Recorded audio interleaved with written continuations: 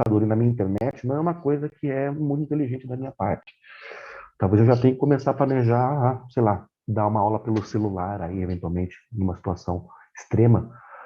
Quer dizer, antes de deixar acontecer, eu já vou me preparar, tá? Então, acho que essa semana eu já vou ver se eu consigo achar uma maneira aí, se no Note dá para escrever no dedo ali, para conseguir fazer as aulas acontecerem em uma outra plataforma, não sendo no computador. Tudo bem? Dito isso, começar então a conversar com vocês na aula de hoje, porque eu vou mostrar aqui na aula um pouco de programação e a programação do jeito que a gente está acostumada, tá? E aí a programação do jeito que a gente está acostumada, vocês me permitem aí abrir um parênteses, é chamada computação clássica, ou programação clássica. Que é exatamente o jeito que eu aprendi, que é exatamente a mesma maneira que nós estamos ensinando para vocês. E quando eu digo nós professores, nós universidade. O que a universidade propõe para o aluno, em princípio? Independente da disciplina. Eu te dou um problema, não importa qual que seja. Você é engenheiro. Eu quero que você me dê uma solução. Beleza? Então, nesses 5 anos do curso e mais no mercado de trabalho, em pós-graduação, a gente, pelo menos até agora, a gente aprendeu a pensar exatamente dessa maneira. Quer dizer, eu tenho um problema, eu quero que você me ache a solução. Tá? Alguns professores querem que você conte como que você achou a solução. Quer dizer, tem uma integral de f de x. Aí você fala que a integral de f de x é um resultado. Mas como? Está certo ou está errado? Tem professor que se você coloca só a resposta, dá errado. Ele quer saber como que você faz para chegar nesse resultado. Bom, como o nosso curso é de programação, né, eu não quero, em princípio, saber o como, eu quero que vocês acertem 100% dos problemas, tá? Não importa o que aconteça. O cara te falou uma coisa, te fez uma pergunta, você chegue com a solução, que sua solução funcione. E que se, pensando bem, que funcione 100% das vezes, né? Então, o que a gente vai ver no nosso curso aqui é exatamente isso. Como que você faz para achar essa solução? Pode ter uma maneira, pode ter duas, pode ter três, pode ter várias maneiras. Tá? Ou seja, eu tenho uma pergunta e quero chegar numa resposta. Tá? Essa é a maneira que a gente faz.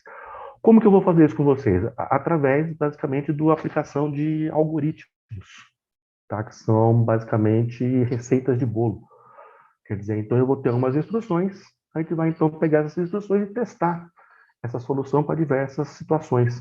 Tá? Por exemplo, eu quero fazer um bolo de chocolate, quero fazer um bolo de coco. Tá? Então, dadas as instruções, quer dizer, eu tenho, então, por exemplo, os ingredientes, eu quero fazer um bolo, a gente vai, então, escrever a receita. O que você faz com os ingredientes para chegar na receita final? Tudo bem? Porém, pessoal, essa é a maneira clássica de pensar. E essa maneira clássica de pensar, ela gera alguns problemas. E deixa, então, abrir um outro parênteses dentro do parênteses aqui, pegando com vocês um problema atual que tem a ver com engenharia. Tá? Por exemplo, crise hídrica. Quer dizer, a crise de água no Brasil. Então, você escuta no noticiário, eu já escutei isso em mesas de conversa, em universidade.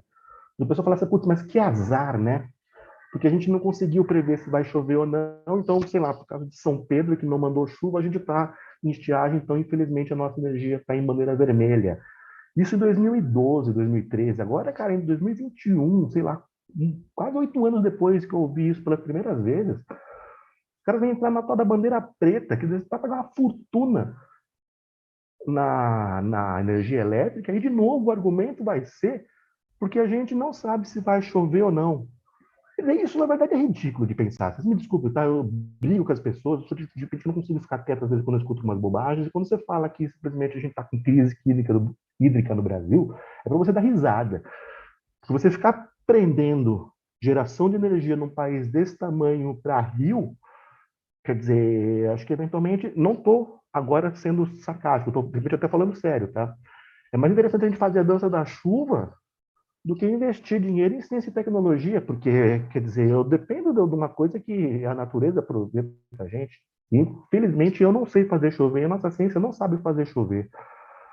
Quer dizer, então, o plano energético no Brasil, ele simplesmente não existe, tá? E semana passada eu ouvi dizer que o Joe Biden, nos Estados Unidos, lá para 2030, eu acho, ele quer que 45% de toda a produção de energia dos Estados Unidos venha de fonte solar.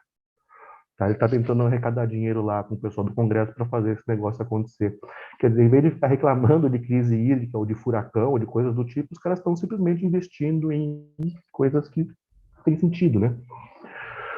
Mas estou levantando essa bandeira aqui, pessoal, porque essa tal dessa crise hídrica, ela pode ser, em princípio, entendida. Se eu quiser entrar nessa conversinha de crise hídrica, a gente pode entrar, não tem problema. A gente consegue conversar em qualquer nível aqui.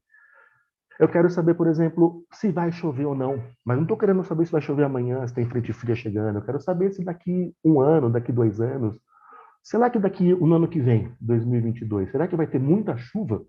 Vai ter enchente, de repente essa crise hídrica nossa vai simplesmente ser apagada? Daqui 5 anos vai ter muita chuva e a gente vai conseguir fazer com que o nível dos reservatórios volte ao normal? A gente não sabe esse tipo de coisa. Por que a gente não sabe esse tipo de coisa? Porque nós pensamos classicamente. Qual que é o problema clássico? Tem um problema, quero saber se vai chover. Aqui eu tenho a resposta, chove ou não chove. O que eu faço, então, para saber se vai chover ou não? Então, nós, seres humanos, a gente então monta estações meteorológicas, onde o cara mede lá a pressão do ar, temperatura.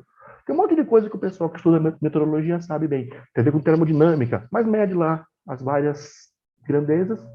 Aí você tem um modelo matemático que faz um monte de contas que as pessoas que estudam esse tipo de situação fazem para a gente. Então, de novo, né? A nossa situação vem de ter um modelo, e você tem dados de entrada e dados de saída. Quer dizer, nossa computação clássica, ela tem uma pergunta, tem uma resposta, e você meio que conta como que você vai chegar nessa resposta, tá? Estou falando de meteorologia porque eu conheço o pessoal do IAG lá da USP, inclusive quando passa na televisão a Menina do Tempo, vai chover amanhã em São Paulo, tal. Tem inclusive umas amigas minhas que entravam ao vivo. Eu vou falar da Aline, morria de orgulho quando apareceu no Datene. Fala, Aline! Aparecia a Aline lá ao vivo, entrava. O que ela fazia? Ela contava pra gente, né? Eu tinha acesso, então, a um software, através de uma senha, num site. Esse site tinha ali um monte de fotografia de satélite e, de acordo com as fotos do dia anterior, com esses dados de entrada, o modelo fazia ali uma previsão e você podia falar, Datena, vai chover aqui em São Paulo daqui 1 hora, hein? Quer dizer, o modelo de computador está fazendo isso para a gente, tá? Então, atualmente, se você conhece o modelo, você tem dinheiro para pagar esse modelo, você consegue prever as coisas.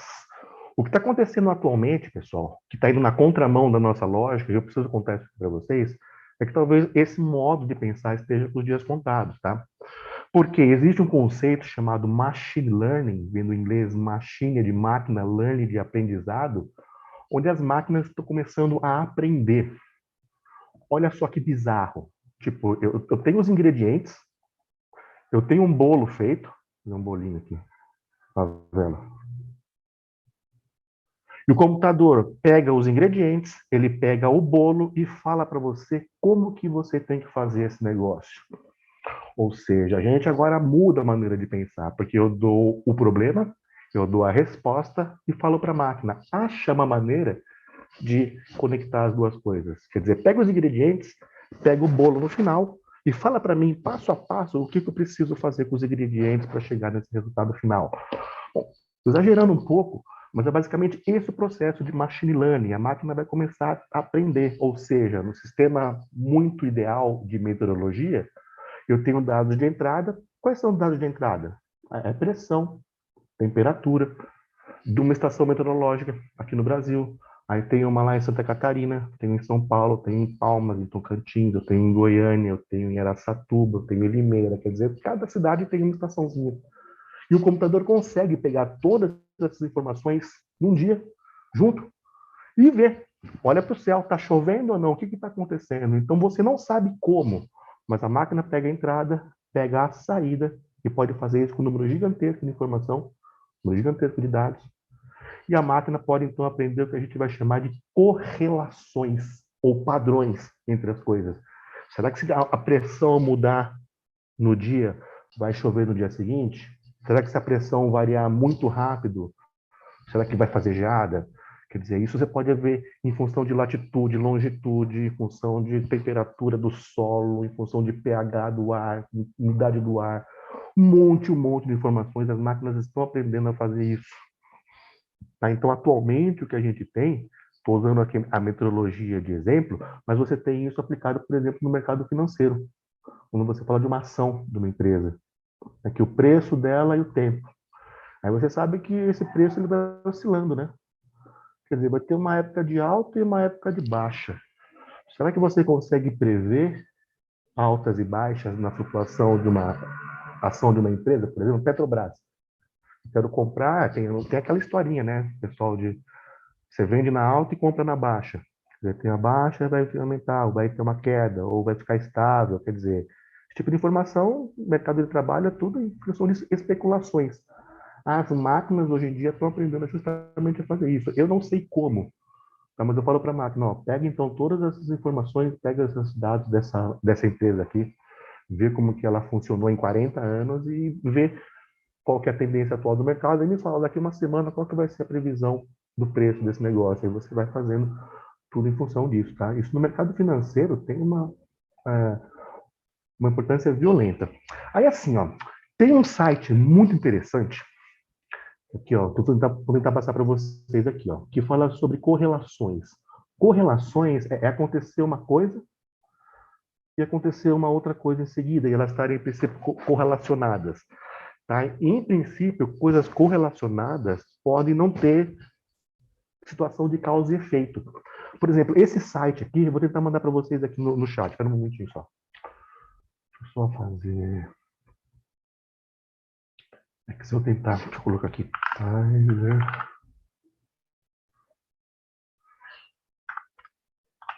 Esse site aqui, ele vai mostrar para vocês aqui umas correlações extremamente esquisitas.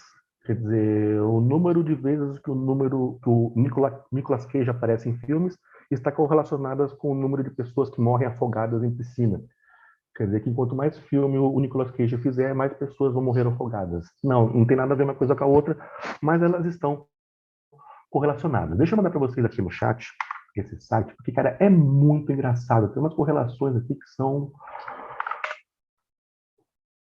extremamente espúrias, que nem comenta aí o nome do site, tá? Então, correlações espúrias. Eu botei para vocês aí no chat o link. Aí ele mostra, deixa eu ver se eu consigo compartilhar aqui com vocês. Deixa eu ver aqui. Para vocês darem uma olhada, tá? Porque não é só porque existe correlação que as coisas realmente elas estão relacionadas, quer dizer, que tem uma causa e efeito. Tá? Então, aqui, por exemplo, o meu navegador. O número de gasto em ciência e tecnologia nos Estados Unidos está correlacionado com o número de suicídios por enforcamento, estrangulação ou sufocamento. Quer dizer, quanto mais os Estados Unidos gastam em ciência, mais as pessoas morrem por enforcamento. Quer dizer, não tem nada a ver, mas você pode ver que elas estão completamente correlacionadas. Aqui, ó, número de pessoas que morreram afogadas caindo numa piscina está correlacionado com o número de filmes que o Nicolas Cage fez, apareceu. Chega assim, tem uns que são exatamente em cima, e não tem nada a ver uma coisa com a outra. Quer dizer, o consumo de queijo por cabeça, o número de pessoas que morrem por ficarem enroscadas no lençol da cama. Olha só essa correlação aqui. Quer dizer, aí não é só porque existe uma coisa visual, quer dizer, que vai existir causa e efeito, tá? Isso está sendo discutido aí bastante em fake news, essas coisas atualmente. Então, da parte da ciência, você pode construir correlações completamente espúrias se você quiser manipular as pessoas, tá? Então, só toma cuidado aí, porque pode existir correlação entre as coisas sem ter causa e efeito, tudo bem? Mas isso daqui eu estou contando para vocês só para falar uma boa noite aí para todos. Agora que a sala já está cheia, a gente pode finalmente entrar no nosso assunto. Essa é a lógica moderna, tá? Então, se você for estudar programação de computadores, ou for fazer curso de Python, for fazer JavaScript, ou trabalhar com C, ou mesmo com automação, provavelmente alguma hora você vai topar com machine learning ou inteligência artificial. Tá? Em inglês é AI, tá? Que são coisas relacionadas à máquina começar a aprender. Tá? Imagina você contar para a máquina que, por exemplo, você pega uma maçã, a maçã cai em direção ao chão. Eu tenho duas explicações para isso. Uma das explicações fala que é a gravidade, que é do Newton. Outra, ela fala que o espaço-tempo é curvo e que a maçã cai porque ela está numa geodésica. E se a máquina pega essa situação e conta para a gente uma terceira maneira de explicar Quer dizer, são coisas que estão completamente em aberto ainda, tá? Estou contando para vocês porque provavelmente se vocês forem seguir aí no ramo, forem fazer pesquisa, vocês vão encontrar esses termos. Mas para a gente, relaxa. A nossa programação, ou melhor, né? Como eu estou tratando com uma pseudo-linguagem de programação, que é o Portugal, eu vou falar mais de lógica, que é a tal da lógica clássica, tudo bem? Ou seja, dado o problema, eu quero que vocês me encontrem a solução. Tudo bem? Então, são dois problemas que você tem, na verdade. Um é você resolver o problema. Daqui a pouco vocês vão ver isso daí. A outra é você tentar contar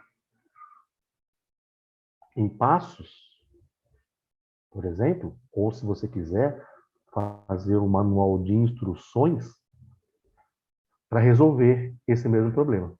Quer dizer, se você resolver um problema, eu quero que você ensine uma outra pessoa a resolver. Por, sei lá, escrevendo uma receitinha de bolo, escrevendo um passo a passo, desenhando. Tudo bem? Então a gente vai então estudar esse tipo de lógica, tá? Então, dado um problema, a gente tem que fazer duas coisas. Nós, que somos programadores aqui no caso, a gente precisa não só resolver o problema, mas a gente precisa contar passo a passo como que eu vou fazer para resolver o problema em questão, tá? Então, de novo, eu vou usar com vocês aqui na nossa disciplina linguagem, que é o Portugal, é uma pseudo-linguagem de programação, ou seja, eu só consigo usar ela para a gente estudar aqui na sala de aula, entre aspas, nessa sala virtual, para a gente ver a lógica acontecendo. Ela não serve para você fazer um programa de verdade. Perguntaram para mim no começo da aula, né? Eu respondi só para o aluno, mas, Honda, essa Portugal, o Visual G, que é o programa que você está usando, ele gera um executável? Quer dizer, que perguntaram para mim, Honda, com esse Visual G eu consigo fazer um programinha, um aplicativo, né, para eu vender para alguém? Não, não dá. É só na aula ali. A gente vai ter que ficar executando o código toda vez. Não dá para salvar num atalhozinho, numa coisa que ele executa sozinho, por exemplo. De novo, a gente faz isso porque é uma pseudo-linguagem de programação. A gente está aqui mais para entender a lógica da programação. Tá? Então, ela facilita a gente, porque está em português aí. Beleza? Então vamos lá. A questão que fica para a gente é como que você faz, então, para escrever um programa. Então, na aula de hoje, a gente vai, então, aprender o passo a passo, quer dizer, para escrever um programa. Eu posso chamar isso de receita de bolo, passo a passo, instruções, instruções sequenciais.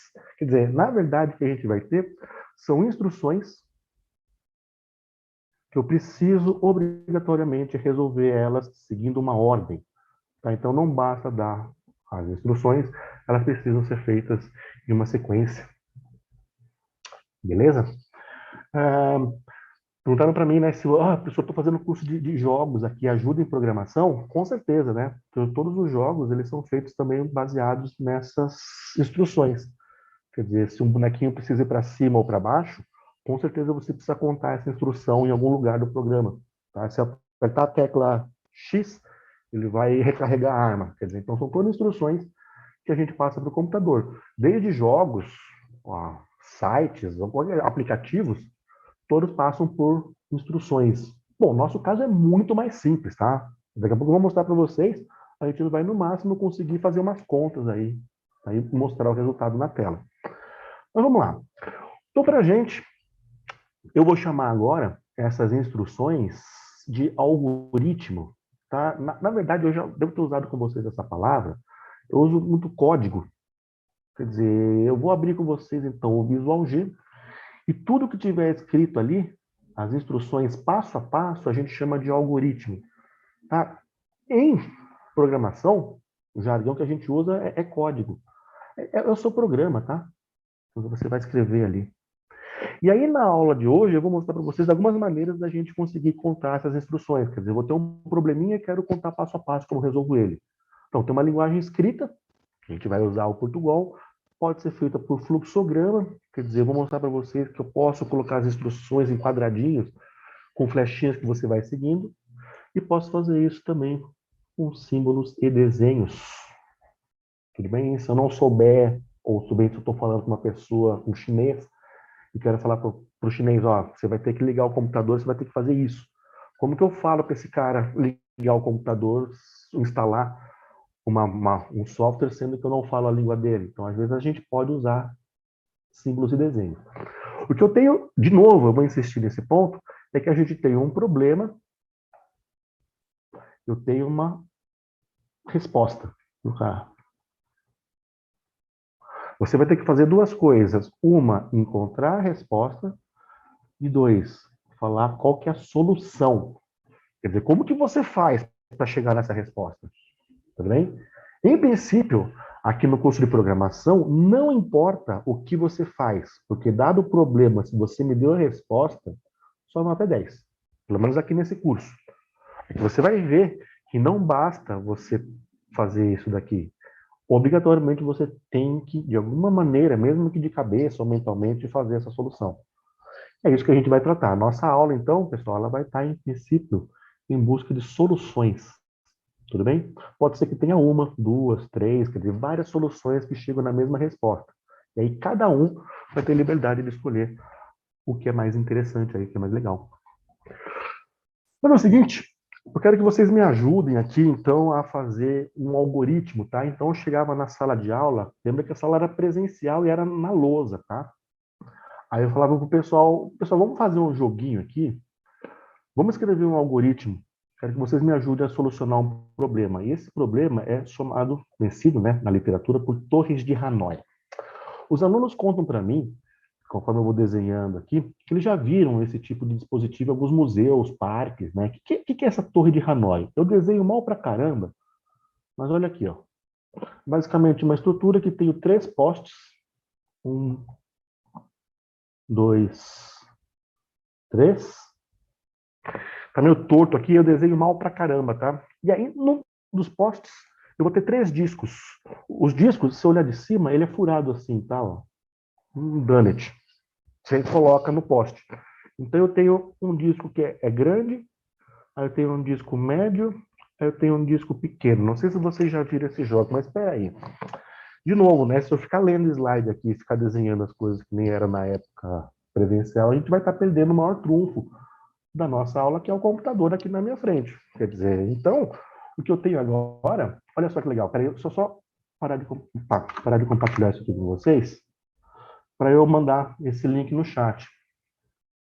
Porque agora eu tive que copiar aqui, porque eu não tenho ele pronto. Peraí.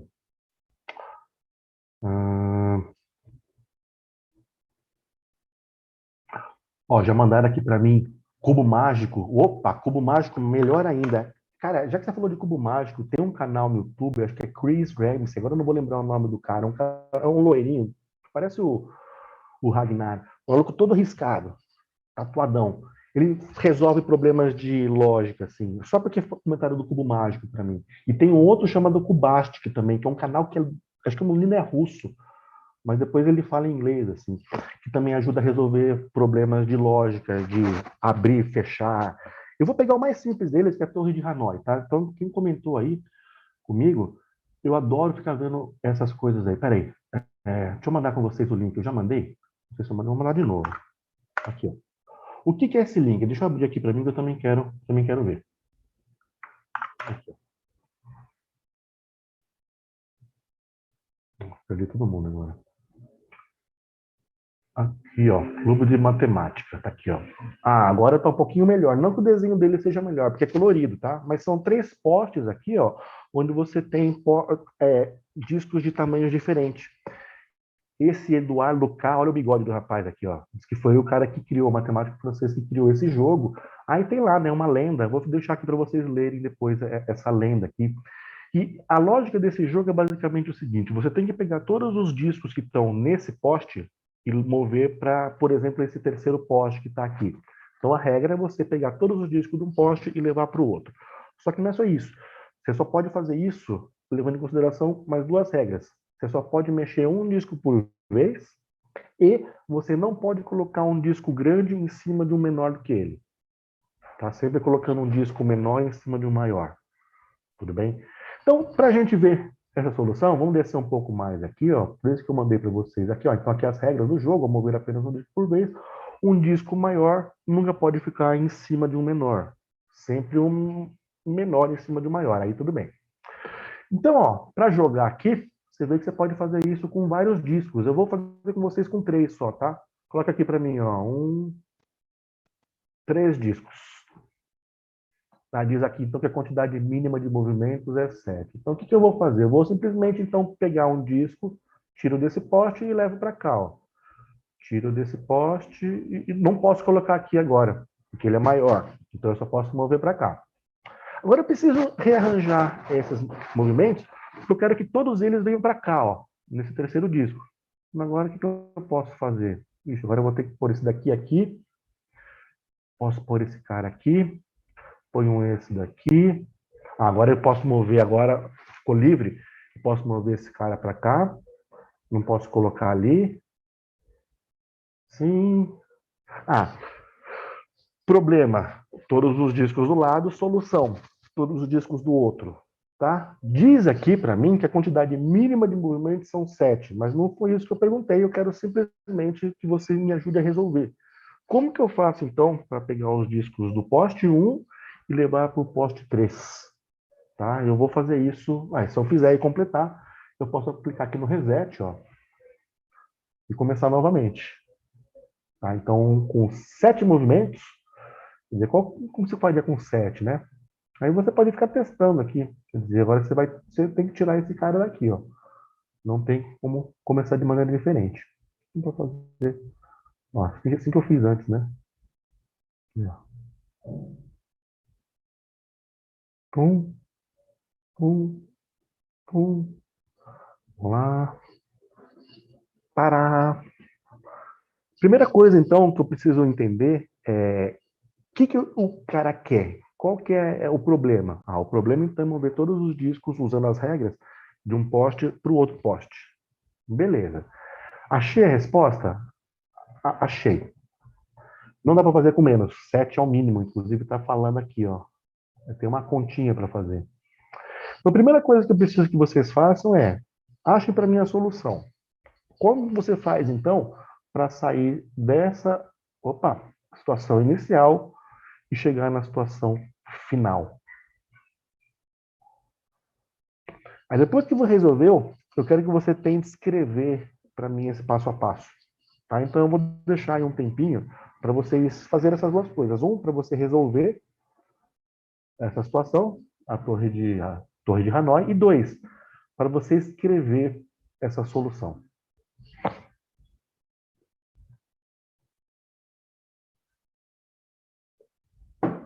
E a primeira pergunta que fica é: beleza, aí o pessoal fala para mim quando eu consegui fazer. Fiz com 9. Eu fiz com 9, agora eu consegui fazer, fiz com 7 também. Aí, pessoal, fiz com 7 de primeira. Tem gente que nunca viu esse joguinho, né? Então, para resolver nesse site aqui, ele quer que você leve para esse cara aqui, ó, para o poste 3. Mas, em princípio, você pode fazer a pergunta para qualquer um dos postes. Tá? Então, agora, eu estou falando que o problema inicial, eu preciso falar, é mover do 1 para o 3. Podia ser do 1 para o 2. Tudo bem? Me desafiaram a fazer com 13 discos. Nossa, cara. Na verdade, eu consigo fazer isso aqui com vocês. Eu não vou fazer isso agora porque vai ocupar a aula, mas eu consigo fazer um programa de computador, na verdade, faz para mim, né? Eu não preciso fazer isso. Um programa que resolve isso tem umas 6 linhas, 8 linhas, sei lá. Mas dá para fazer com 13, assim, ó. 8.191 movimentos. Diz, então, a lenda, volta para cá, ó, que tem 64 discos de ouro maciço lá no universo. Lá é coisa dos hindus, né? Brahma, Vishnu.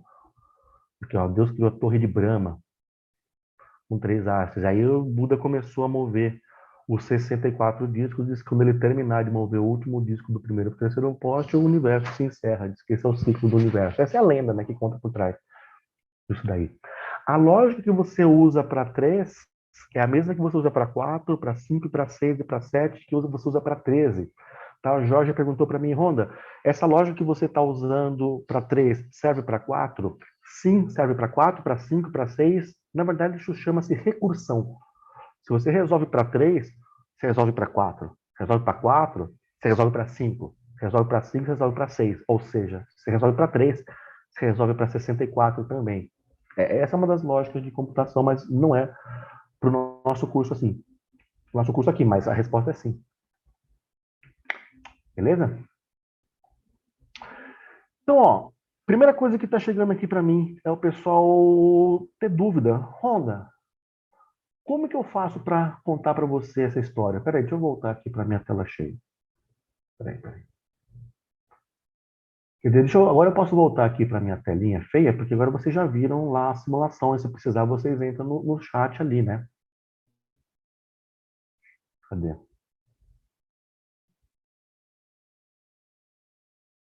Aqui, ó. Mas vamos voltar lá para a tela. Opa, aqui é um. Aqui, ó, Torre de Hanoi. Tá, então, primeira coisa, né, é resolver o problema. Então, peraí, deixa eu só contar para vocês qual que é o procedimento que eu estou querendo aqui. Eu tenho, então, postes, eu tenho 3 discos. Então, você resolveu para mim ali o problema. Primeira coisa, então, é resolver o problema. Depois que resolveu, eu quero que você conte para mim como que você faz.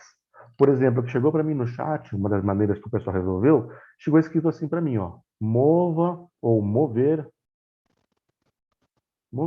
o disco pequeno para. Eu estou com preguiça de escrever aqui. O poste 3. Então o cara fez assim. Ele numerou os postes, por exemplo, poste 1, poste 2 e poste 3, e escreveu exatamente o que precisa fazer. Então, se eu pego uma pessoa que nunca viu o problema e quer resolver, eu falo, ó, então você vai ter 7 passos que você vai ter que seguir. Se você seguir esses 7 passos, você consegue chegar para mim no resultado final.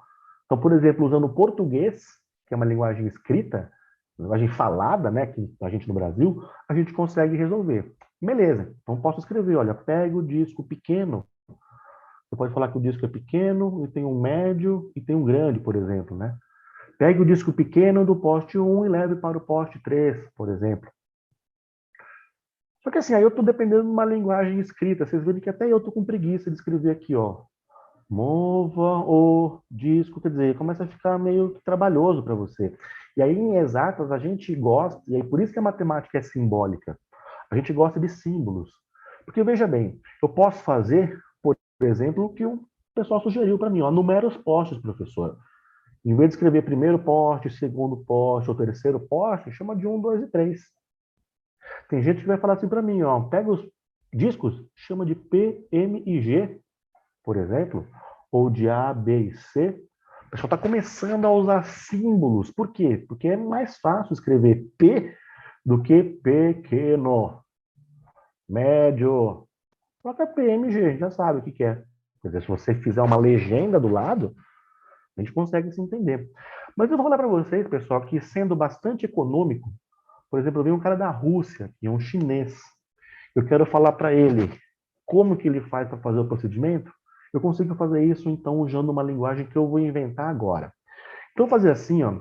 Dado, então, o primeiro problema, que é resolver a Torre de Hanoi, que vocês fizeram, eu quero que vocês resolvam para mim agora o segundo problema. O segundo problema vai ser você contar, agora usando uma linguagem simbólica, quais são os passos para você resolver a Torre de Hanoi. Ou seja, você vai pegar o disco que está no poste 1 e vai levar para o poste 3. Como você só pode mexer um disco por vez e só pode pegar o disco de cima, existe uma linguagem que eu vou inventar aqui com vocês, que ela é muito econômica. Que eu vou falar assim, ó, pegue o disco do poste 1 e mova ele para o poste número 3. Eu não preciso falar que disco que é. Pega o disco de cima e leva do poste 1 para o poste 3. Essa maneira aqui, ela pode ser um pouco mais difícil de você entender. Como assim? É uma linguagem que se você não vem na aula, em princípio você vê o código aqui do lado, você não vai entender. Mas se você chegou no começo da aula, viu a Torre de Hanoi, participou, quer dizer, resolveu ela, viu que eu tenho esse problema de contar, e eu conto para você, de contar a solução, eu falo para vocês, ó, vamos usar essa linguagem, acho que aí é automático. Vocês conseguem agora falar para mim quais são os 7 passos usando essa linguagem aqui para você então mover todos os discos para sair dessa situação no início e chegar, deixa eu voltar para o vermelho aqui, ó. Aí, nessa situação aqui no final. Um, dois, Não. Tá? Eu poderia mandar vocês moverem para o poste do meio, tá? Não é essa a questão. No enunciado, eu estou pedindo para ser esse poste aqui. Tá? Se fosse esse poste aqui, seria outra lógica. A lógica é a mesma, só que as instruções seriam diferentes, né?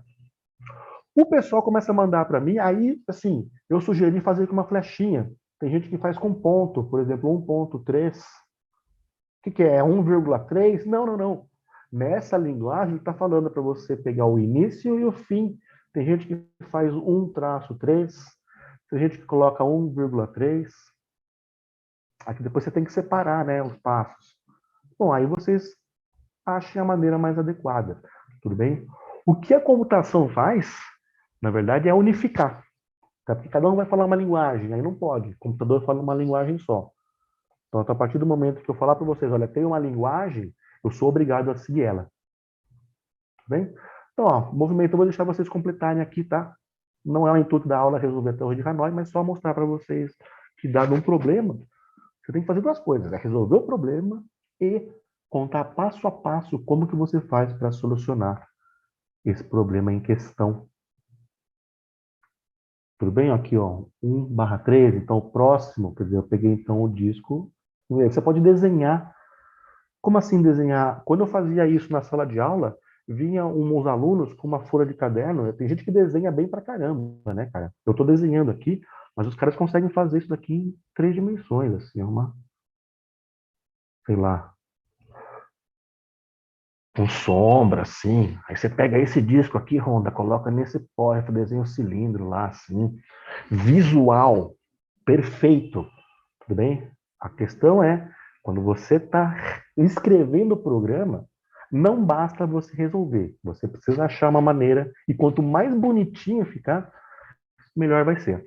Aí o pessoal manda para mim aqui, né? 1/3, aí 1/2, aí depois 3/2. Eu vou deixar vocês resolverem isso daqui, porque é mais um código interno e vocês se divertem aí fazendo a solução da Torre de Hanoi. Tá? Então, de novo, quero explorar aqui com vocês, nesse exemplo aqui, a situação que um programador precisa sempre resolver. Quer dizer, dado um problema, você precisa saber a resposta, você precisa chegar na resposta certa. E mais, você precisa saber qual é a solução que você vai encontrar. Pode ser que existe uma solução melhor do que a outra, porque vocês viram, na primeira vez que eu fiz com 9 tentativas. Diz que a melhor delas tem 7 tentativas. Eu posso fazer com 11 tentativas, quer dizer, diz que a melhor delas é essa. Geralmente a gente procura sempre a melhor, mas não que as outras estejam erradas. Tudo bem? Ah, legal, tem gente que usa também para mim o símbolo de maior, né? Colocar aqui agora para mim, por exemplo, do 1/3. Quer dizer, mas visualmente a gente consegue entender. Se você chega agora na aula e vê só a solução, vê só o código, você não vai entender. Ué, o que esse código quer dizer? Como a gente construiu ele, a gente sabe o que cada número, o que cada símbolo significa. Tá? Então, essa é uma maneira, por exemplo, simbólica da gente resolver. Tudo bem? Ó, uma outra coisa que perguntaram aqui para mim, que geralmente a gente faz, né, é numerar os postes e os discos. Pode ser com letra, com número, como você quiser. Tá? Poderia ser, por exemplo, A, B e C. Então, aqui, ó, do A para o C.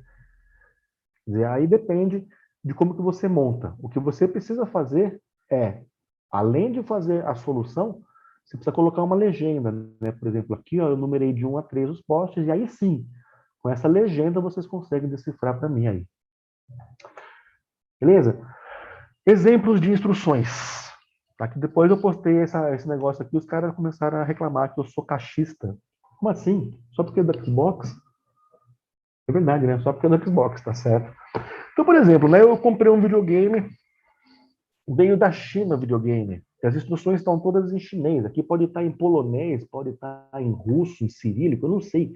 Mas é uma língua que eu não entendo. Eu está muito pequenininho aqui, eu não consigo ver. Eu consigo entender que isso aqui é um B. Como que eu faço então para ligar o videogame? Eu tenho que ligar lá na assistência técnica? Eu tenho que chamar um técnico? Não, aqui tem um desenho. Ó. Então, se eu comprar de repente um console, qualquer tipo de equipamento eletrônico, e quero ligar ele fazer ele funcionar, Uma maneira que você pode fazer para as pessoas conseguirem executar a instrução é desenhar para elas. Olha, não é nada feio você desenhar, tá? Porque às vezes a gente fala assim, ah, você não está entendendo? Quer que eu desenho para você? Porque às vezes uma imagem vale mais do que 1.000 palavras, tá? Então isso às vezes ajuda muito você. Tá? Então, de repente, você tem uma coisa que você quer explicar numa reunião, e as pessoas não conseguem entender essa ideia, se você conseguir fazer isso através de uma imagem, isso é fantástico, tudo bem? Então, uma das maneiras que a gente consegue entender as coisas é visualmente, tá? Em princípio, eu acho que todas as pessoas enxergando conseguem entender. Por exemplo, se eu quiser ligar na televisão, tem um cabo específico que liga nas duas pontas. Não adianta só ligar aqui e perguntar, por que não está saindo a imagem? Tem que ligar nas duas pontas, ó, está mostrando aqui. E esse negocinho aqui que você liga nesse ponto, você tem que ligar na tomada. Porque se não ligar na tomada, não funciona. Tá? Seu Kinetic, ó, se você quiser, o Kinetic eu acho que é isso daqui, lá. Tem que ligar nos lugares certos, ó, dos dois lados, tá? Aí você precisa desenhar, porque, né? Não sei ler o que está escrito aqui. Ah, meu setup é diferente. Tudo bem, ó. Minha situação aqui, ó. Posso colocar no Xbox, ele é assim. Posso colocar de pé? Não sei, não. Não tá falando aqui, ó. Não coloca de pé. Tá? Não sei se é isso, mas eu tô prevendo isso. Não faça isso. Coloca ele deitadinho aqui, ó. Se tiver um esquema, faz assim.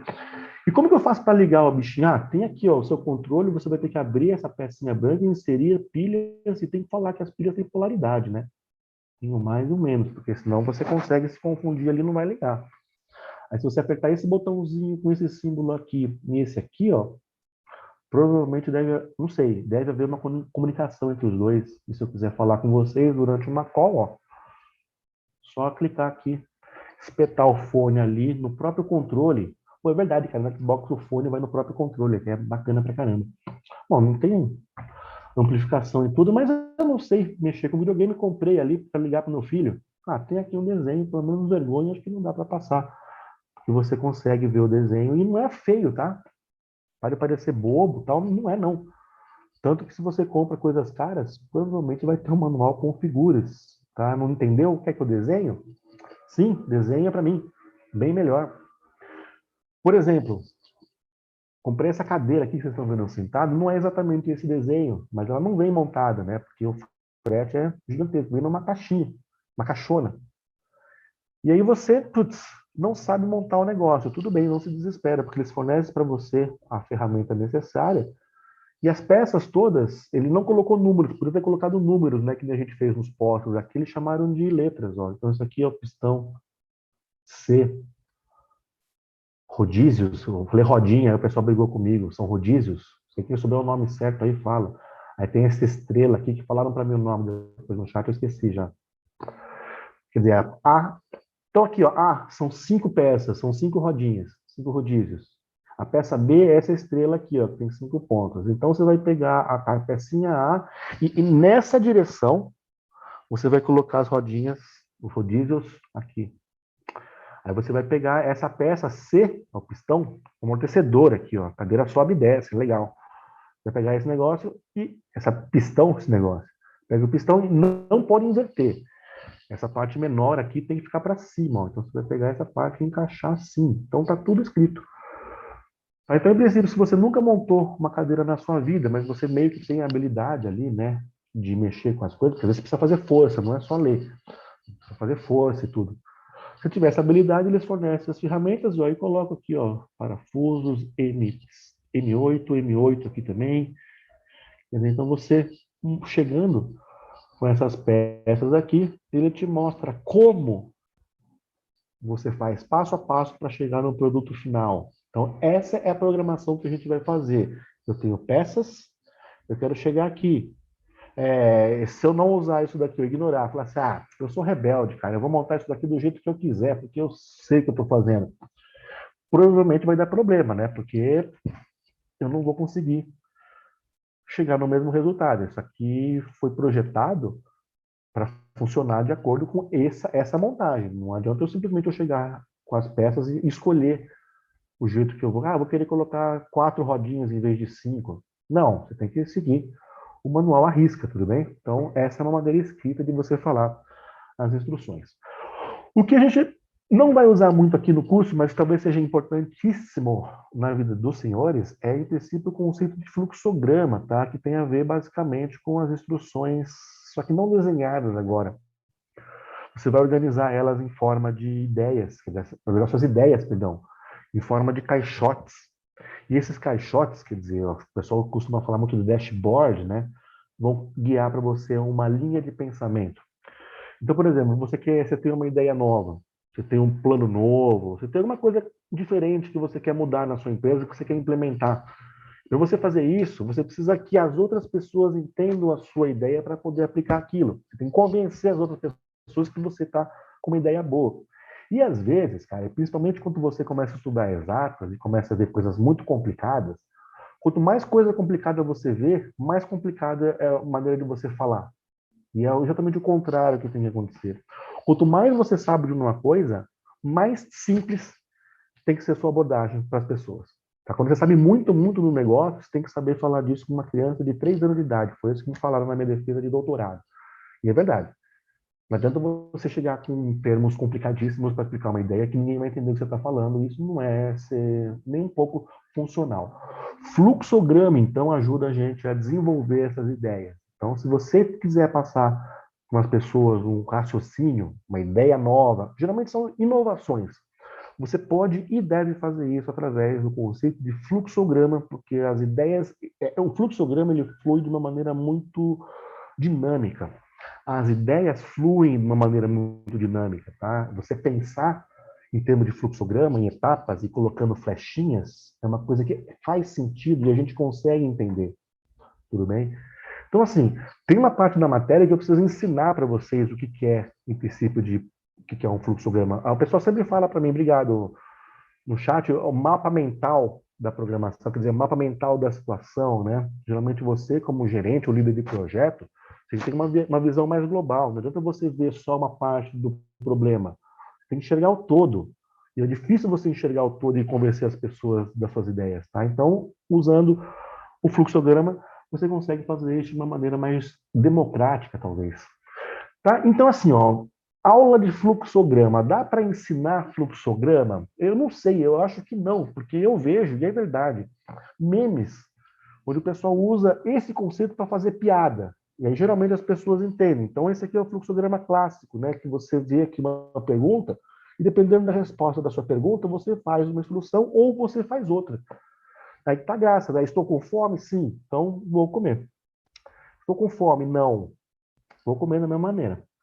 Tudo bem? Então, esse tipo de situação, quer dizer, de você colocar ideias e decisões e colocar flechinhas indicando que você está tomando um caminho, já ensina para a gente, por exemplo, o conceito de condicional. Mesmo sem eu falar do programa, do comando, a gente já consegue entender essas coisas. E aí, só porque meus alunos pediram para eu fazer isso, nos anos anteriores, eu preciso colocar para vocês aqui, né, o resumo da engenharia em um único fluxograma, que diz, então, que se você tem dois problemas de engenharia, tem coisas que se mexem e coisas que não se mexem. Coisas que estão se mexendo e deviam se mexer, não tem problema. Agora, se ela não deveria se mexer, silver tape na coisa. Se o negócio não deveria se mexer, então, situação desengripa, WD-40. Então, essa daqui, várias pessoas, depois da aula, eles sempre me marcavam lá, porque eu comentava desse meme, os caras sempre me marcavam lá.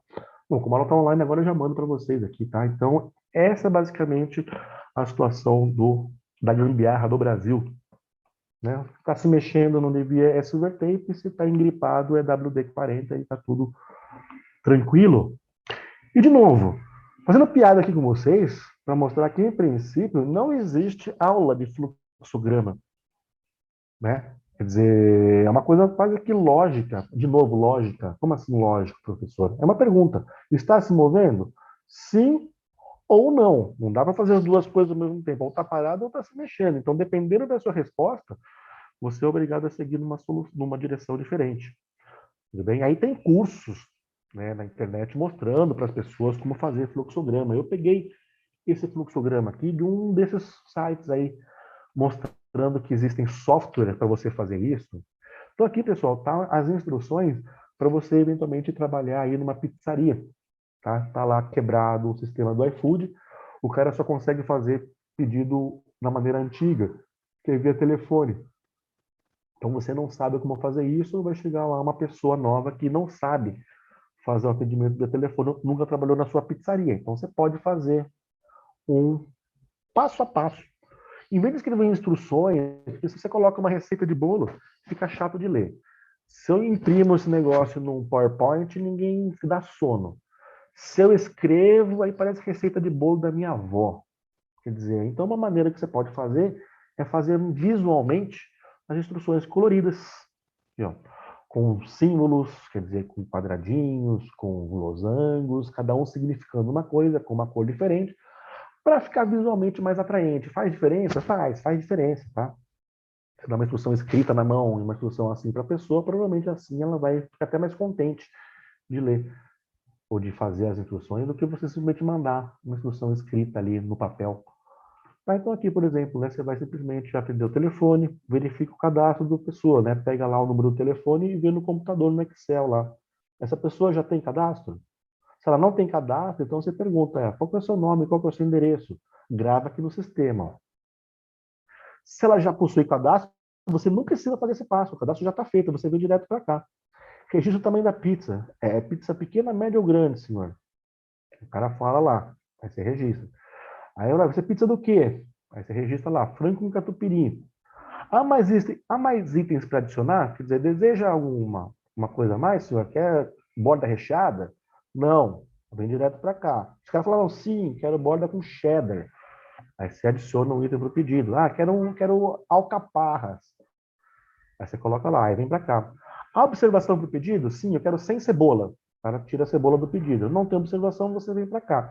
Quer dizer, aqui dá para a gente ver, mesmo não sendo uma aula de pizza, hein, que essas instruções, elas estão seguindo sempre a ordem da flecha, então são sequenciais, porque tem uma flechinha falando para mim, eu não posso começar aqui, ó, ou vir para cá, anota o pedido e abre sobre o seu... Não, tem uma ordem. E sempre quando tem uma pergunta, ou eu faço uma coisa ou eu faço a outra. Não dá para você fazer as duas ao mesmo tempo, né? Quer dizer, se o cliente já possui cadastro, você não precisa fazer o cadastro novamente. Aí o cara vai ficar chateado, né? Então, é, qualquer coisa que você precise contar em passos pode ser feita, por exemplo, através desse fluxograma. O que eu vou fazer com vocês é mostrar que, em princípio, existem alguns símbolos para a gente fazer isso de computação. Mas a lógica é basicamente você ter instruções e essa flechinha sempre fala que uma acontece primeiro do que a outra. E primeiro você faz uma instrução, depois você faz a outra. Tudo bem?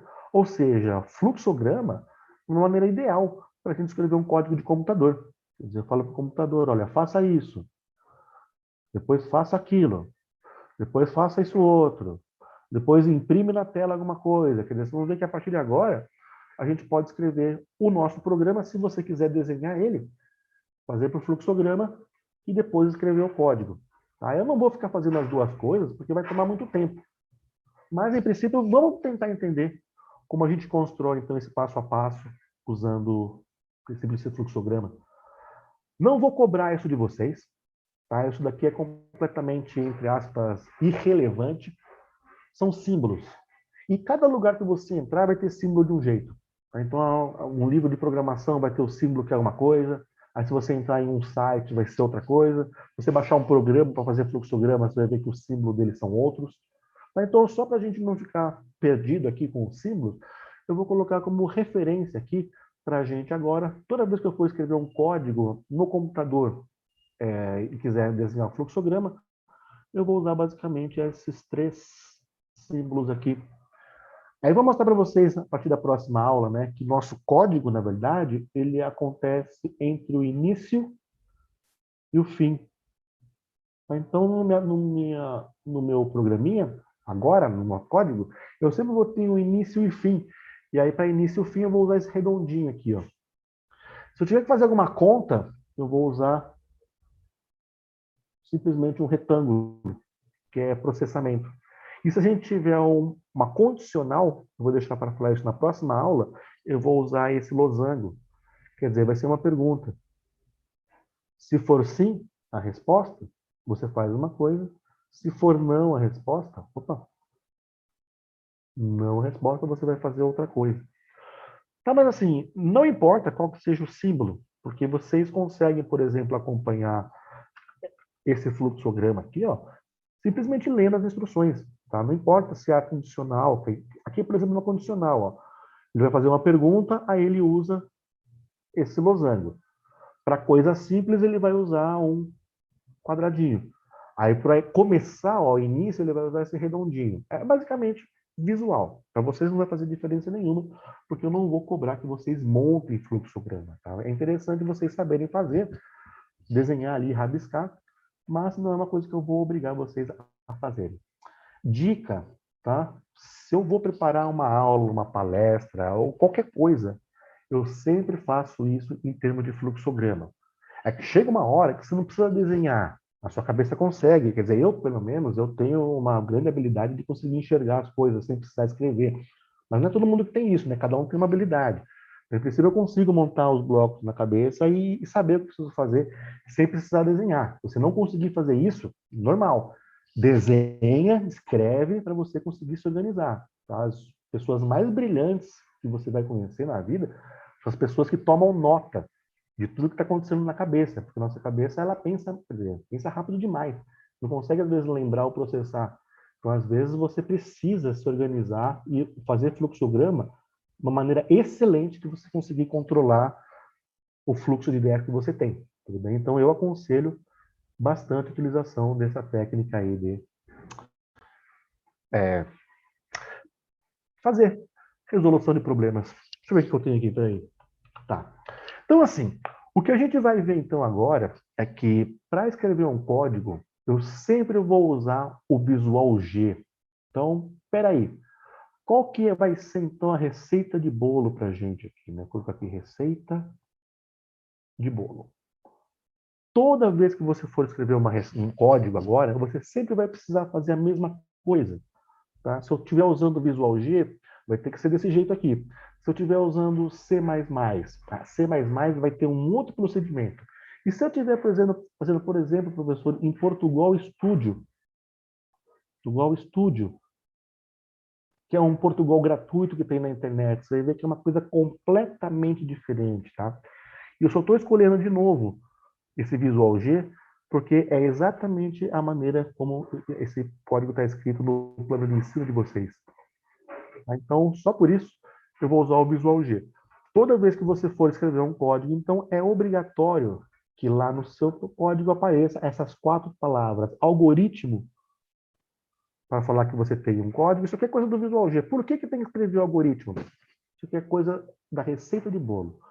Se eu tiver em Python, eu preciso fazer uma coisa. Se eu tiver em C, quer dizer, cada linguagem tem lá a sua receitinha. Para a gente vai ser escrever essas 4 coisas. Aqui, se você quiser, você pode colocar o nome do programa, mas são coisas que não vão afetar nada a gente. O que vai interessar para a gente são essas 3 palavras que vão aparecer aqui, ó, var, que vai ser nessa parte onde a gente vai fazer a chamada declaração de variáveis. Variáveis. O que são variáveis? São caixinhas. Eu quero colocar, por exemplo, uma caixinha no computador. Para usar uma caixinha, para a gente fazer conta, eu preciso então montar ela. É nessa parte que você monta a caixinha. Você dá um nome para a caixinha, por exemplo, A, coloca uma etiqueta nela e fala do tipo de caixinha, tipo de coisas que vão aqui dentro. Tá? Pode ser, por exemplo, uma caixinha A que vai 2 pontos, número real. Aí ele grifa o real ali. Daqui a pouco eu vou mostrar tudo isso aqui com vocês de novo. O nosso código, na verdade, o nosso algoritmo, a nossa receita de bolo, o meu programa, o meu código, de verdade, ele vai estar aqui, ó, entre o início e fim. Todas as instruções que tiverem aqui entre o início e o fim vão ser executadas. Então, o que eu fiz com vocês foi mostrar que se eu quiser colocar aqui, por exemplo, o comando escreva olá mundo, dessa maneira o computador vai interpretar. E entre o início e o fim, eu coloco aqui um comando de saída. Então, é basicamente isso que a gente vai fazer agora. Quer dizer, entre o início e fim, eu vou querer que você escreva algumas instruções que o computador vai poder executar. Então, o nosso código, o nosso algoritmo, o nosso programa, de verdade, vou colocar em vermelho, vai acontecer aqui, ó. Entre o início e o fim. Todas as instruções que forem colocadas aqui vão ser executadas pelo computador. Tudo bem? Bom, vou deixar isso para a próxima aula, para a gente fazer aí algumas continhas, mas deixa eu lembrar aqui, ó, quais são os símbolos que a gente tem. Então, tá? Então, sempre que possível, eu vou deixar disponível essa tabelinha para vocês. De posse dessa tabelinha, deixa eu ver se são 8h11 agora, vai até 8h25. Como é que dá para fazer? Dá para a gente começar a fazer umas contas aqui, então. Mas antes de começar a fazer as contas, antes de começar a próxima aula, deixa eu só, então, comentar com vocês que ficou faltando para a gente 2 operadores aqui, ó. Tudo bem? O pessoal sempre insiste comigo, eu vou falar agora porque perguntaram, insiste comigo em relação à apostila, né, de curso e tal. É assim, pessoal, como a aula é plena, tá, não tem obrigatoriedade nenhuma de você adquirir nenhum material. Eu sou obrigado a ficar preso ao plano de ensino, que é o material que a universidade fornece para vocês. Se você, de repente, quiser comprar a apostila para acompanhar o curso, você vai ver que a aula está feita inteiramente em cima daquele material. Tem uma coisa a mais, coisa a menos não tem. Tem coisas a mais. Mas tudo que está feito lá, está feito aqui para vocês, inclusive com algumas correções. Tudo bem? Se você comprar a apostila, você vai ver que tem algumas coisas que são diferentes. A minha vai funcionar. Isso que eu posso garantir para vocês. Tudo bem? Quando chegar perto da prova, aí vocês perguntam de novo para mim. Tudo bem? Que eu não vou ficar repetindo as coisas aqui, porque fica um pouco chatinho. Deixa eu continuar aqui, porque eu vou ter um problema agora, pessoal, porque eu preciso explicar para vocês esse mod e esse div. Porque todos esses operadores aqui, ó, eu consigo mostrar para vocês, inclusive na próxima aula eu vou mostrar, que é fácil, intuitivo você usar eles. Porém, tem 2 operadores novos aqui, ó, que talvez vão dar problema para a gente aí. E aí, assim, se de repente lá no final da aula, no final do curso, eu começar a voltar muito nessa divisão aqui, pedir paciência para os senhores, porque até o último dia de aula, eu sei que eu vou ter problema com esse tipo de operador, porque às vezes as pessoas nunca viram. E aí eu vou ter um problema, porque as pessoas não sabem fazer conta de dividir. E agora isso vai ser explícito. E aí a culpa não vai ser minha, não. A culpa vai ser. Não sei de quem é a culpa, cara. Eu não gosto de ficar botando a culpa em ninguém. O negócio é achar a solução. Se você, de repente, não sabe fazer divisão, você precisa acender uma luz vermelha e aprender a fazer isso o quanto antes. Não adianta ficar culpando ou achando culpado. Eu não quero saber quem é o culpado, eu quero saber qual que é a solução. Então é o seguinte: para computação, a gente vai ter 3 tipos de divisão. Tudo bem? A divisão que a gente está acostumada, que é esse símbolo aqui, ó, que é o mesmo símbolo da fração, é chamada de divisão exata. Por exemplo, 9/2 ou 9 dividido por 2. Essa é a pergunta que eu faço para os alunos e ninguém pode errar. Por quê? Porque se você não souber fazer de cabeça, e às vezes a gente não é obrigado a saber fazer de cabeça não, tá? Na prova, você pode ter certeza que eu faço 9 dividido por 2, porque vai que dá errado. Sei lá. 1 mais 1 eu faço na calculadora. Vocês são desses também? Não sei, vai que, não sei. Esse resultado aqui, se eu tiver, sei lá, vai que é pegadinha do Honda, eu não vou arriscar. Eu vou na calculadora e coloco 4 dividido por, não, 9 dividido por 2, dá lá, 4,5. Coloca aqui, Honda, 4,5. 9/2 é igual, e aqui é igual. É exatamente igual. Se colocar numa balança, é a mesma coisa, tem o mesmo valor ali. Tudo bem? Isso é igual. Porém, em computação, existe uma situação onde eu não vou querer essa divisão exata. Eu vou querer uma divisão usando o div. O que é div? Eu vou fazer uma divisão que vai retornar para mim o quociente inteiro dessa divisão. E posso perguntar para vocês como que é 9 mod 2. Quer dizer, aí eu vou querer que você retorne o resto inteiro da divisão. Então, a divisão exata, que é a conta que você conhece, é esse operador aqui, ó. Esse símbolo. Pá. 3/2. 1/2. Ok? É essa divisão é que a gente está acostumado. Beleza. Agora, se eu perguntar para vocês, pessoal, quanto que é 9 div 2? Ah, isso aqui dá 4,5, porque é 9 dividido por 2. Não. Se eu quisesse 9 dividido por 2, eu teria usado esse símbolo. Se eu estou usando esse cara aqui, o div, ou se eu estiver perguntando para vocês qual que é o mod, não interessa. Você vai ter que fazer a chamada divisão euclidiana. E aí que está um dos problemas. Porque eu não lembro como que foi que explicaram isso para mim, nem qual foi a época da minha vida que me ensinaram a fazer isso. Eu sei que às vezes as pessoas aprendem de maneira diferente. Tá? Então pode ser que você tenha aprendido na sua escola de uma maneira diferente da minha. Esse é um dos problemas. Mas a questão basicamente que eu tenho é a seguinte: eu tenho o número 9, eu quero dividir pelo número 2. Essa é a chamada divisão euclidiana. Na época eu chamava a professora de tia. Tia Cotinha. Ô tia, me ajude, por favor, a não fazer essa conta.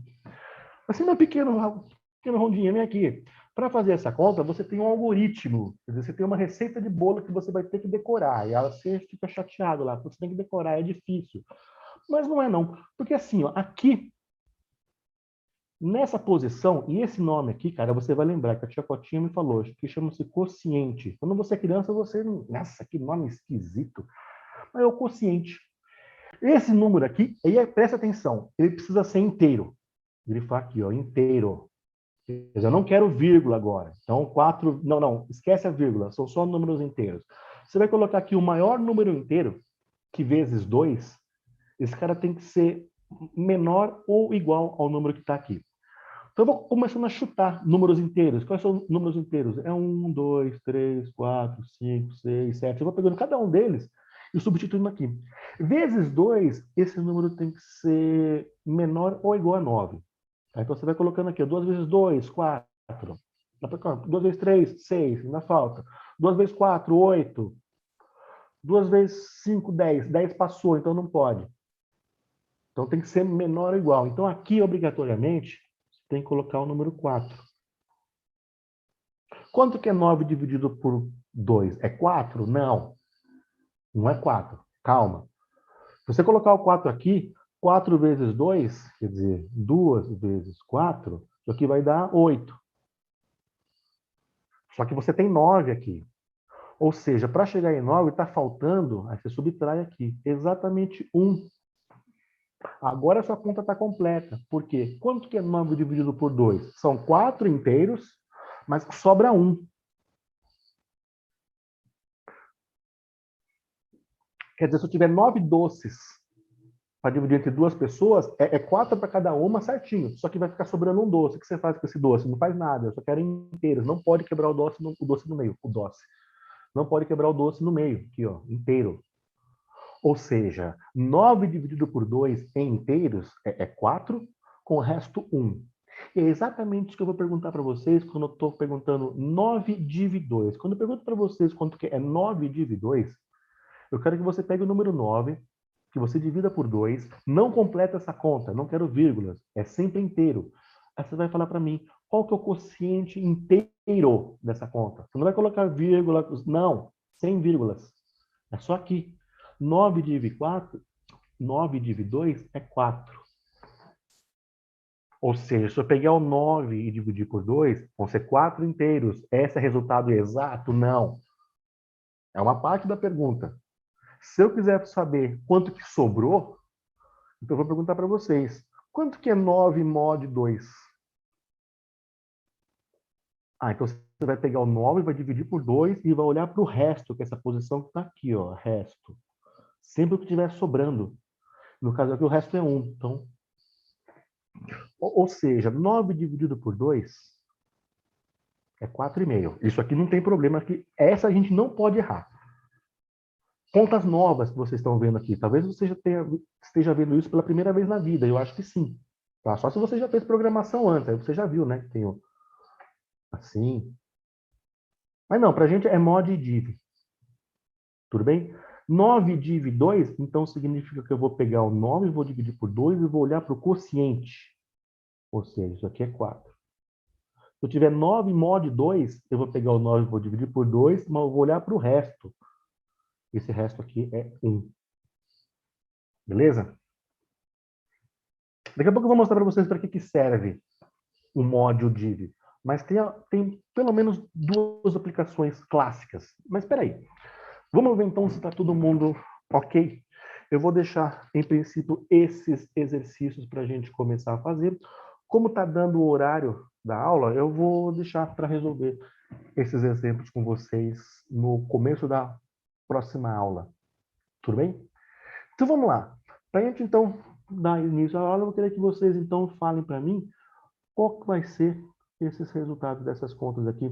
Tá? Vou dar um intervalinho aí, vou tentar responder as coisas que estão perguntando aqui para mim no chat, mas a aula mesmo eu retomo então com vocês com essas contas a partir então das 8h45. Lembrando que eu preciso encerrar esse link e abrir o próximo. Beleza? Eu não sei aqui de cabeça quanto que deu essas contas, eu preciso fazer aqui, tá? Não tenho a resposta. Se eu apertar Enter aqui, ó, eu vou para a próxima. Mas, quando eu for gravar para vocês a aula, eu vou colocar direitinho lá, né? Ó, 35 dividido por 7. Cuidado, tá? Eu vou explorar com vocês esses 4 exemplos, mas como está em cima da aula, não quero deixar também as coisas muito corridas, eu vou, por enquanto, encerrando aqui. E aí, na próxima aula, eu retomo aí com esse assunto. Lembrando que, ó, paciência aí, pessoal, porque até o último dia de aula, com certeza, eu vou ter que ficar voltando nesses exemplos aqui, porque o pessoal às vezes não entende qual que é a lógica desse negócio aqui, ou esquece, né? Mas não pode esquecer, não. Na verdade, essa divisão que a gente vai fazer aqui é a antes da exata. É a mais fácil que a gente tem. Só que ela é tão manual que você pega a calculadora e não sabe o que fazer, né? Como que eu faço essa conta aqui na calculadora, professor? Calma que na próxima aula a gente dá uma olhada aí. Bruno, eu concordo com você, eu também eu gosto. Genshin Impact, não joguei. Ó, perguntaram para mim de jogo, com certeza se você estuda qualquer tipo de jogo, tipo, se você desenvolve qualquer tipo de jogo, é impossível você fazer isso sem qualquer linguagem de programação. Então, perguntaram se jogo ajuda na programação. Eu respondo essa pergunta com uma outra pergunta, tipo Chaves. Você consegue fazer jogo sem programação? Hoje em dia? Ah, dá para fazer aqueles puzzles de madeira, né? Que eu estava comentando com vocês.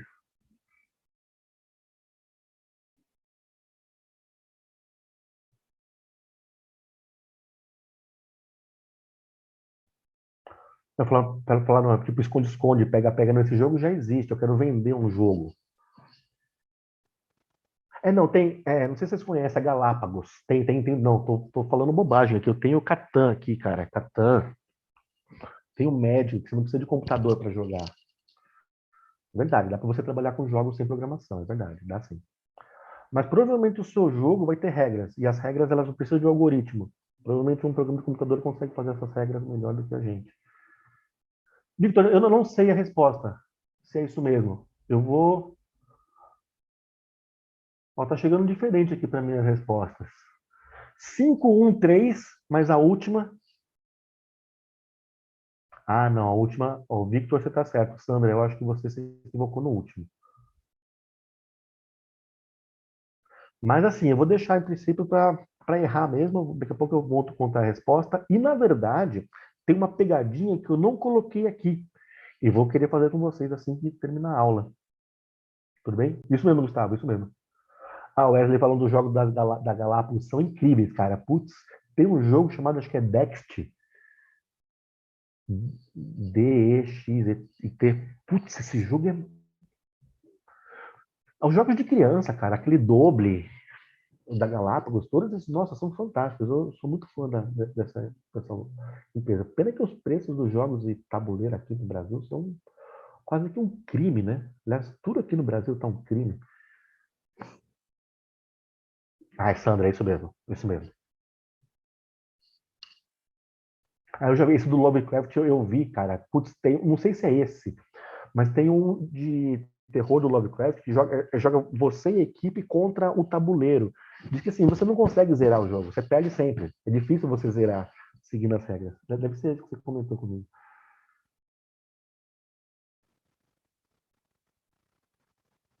Cara, tinha um amigo meu, Alexandre, ele era viciado em World of Warcraft. Tipo, de brigar, sair na mão, assim, jogar arena. Isso faz uns mais de 7 anos. Né? O World of Warcraft é fantástico. Esse jogo da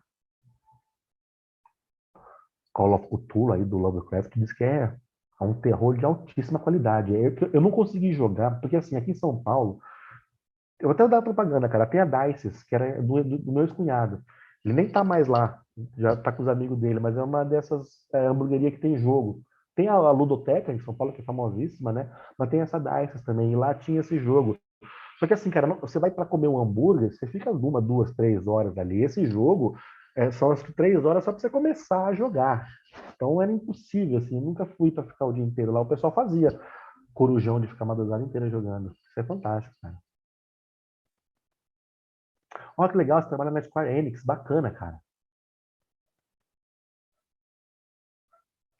Ah, o pessoal de Santo André, cara, acho que Charada Burger, eu acho que eu já vi, inclusive, essa chamada no meu Instagram ou Facebook, né? Um lugar enorme, né? Puta, putz, aí se eu for num lugar desses aí é muita apelação, né? Tô falando de corujão de D&D, faz tempo que eu não fazia isso. Né? Jogar as mágicas. A D&D. Ó, pessoal, eu não consigo passar o link para vocês, tá? Eu preciso que vocês acessem pela plataforma. Não posso mandar aqui para vocês. Ah, Cássio, legal, cara. Eu adoro jogos de tabuleiro também. Aqui eu tenho só o Catan e tô sem expansão.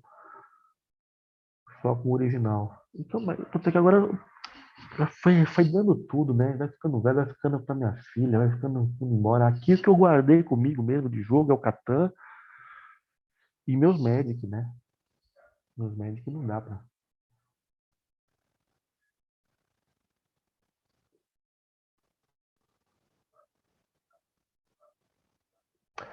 Jogava de ladino, né? Jogava de ladrão, rogue.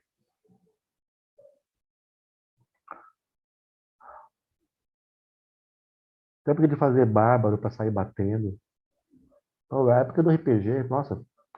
É que se você parar pra pensar, não teve a época do RPG. RPG tá na moda até hoje, né? Que é muito pouco divulgado, em princípio. Eu não sei hoje em dia, cara, mas